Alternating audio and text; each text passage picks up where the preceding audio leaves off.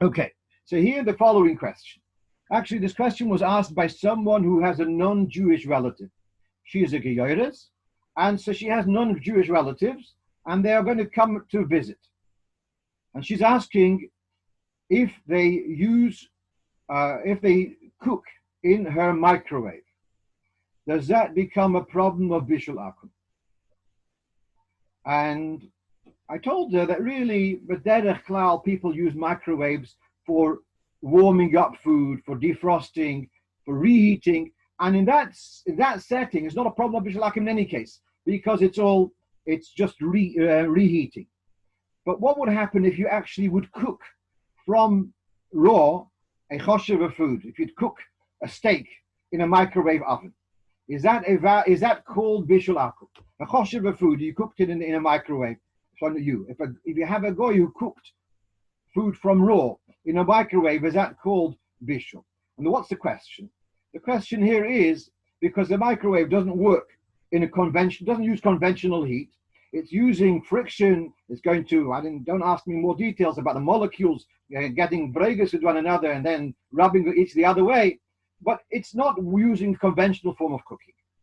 So therefore, is that called cooking in respect of the Gzeda that you're not allowed to have food cooked by a Yehudi? Is that included? So this question actually was addressed by Rebbe Feinstein, must have been about 30 years ago, perhaps more. Rav Shevet Halevi, Rav Vosner, and Rav Elyashiv, they take a stricter view. They take the view that that it's no difference whether it's cooked in a microwave or a regular oven, and it's still called bishul akum. There are those who are more lenient, take a more lenient view because of the reasons which I say. What's interesting is that Moshe Feinstein's his rationale is it's a normal way of cooking. Using a microwave is a normal way of cooking. The reason for bishul akum, the issue of bishul akum, is not to become too friendly with your non-Jewish neighbors, etc. And he says, what's the difference? It's a conventional way of cooking. A little bit. So one of the later poskim says it's actually not entirely the case. Because as I just said, most people don't use microwaves for cooking from scratch. Most ovens don't cook. Most uses of microwaves are not for cooking from scratch. They are mostly used for reheating foods, for defrosting and for reheating.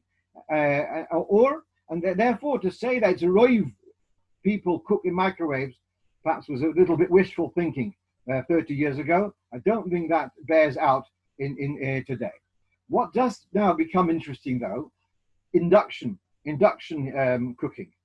The argument to say that a microwave is not a conventional fire, therefore shouldn't be called bishul, now can be applied to the induction, which is using to my understanding, very similar idea to the microwave. It's kind of getting the molecules all excited in the food and without normal heat.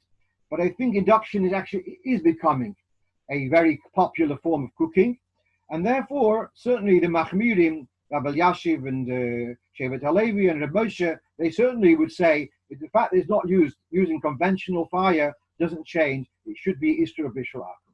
So all right, so when there is a little bit of room to be makel, but overall the answer is it should be considered Bishul Akum and one should be Machmer.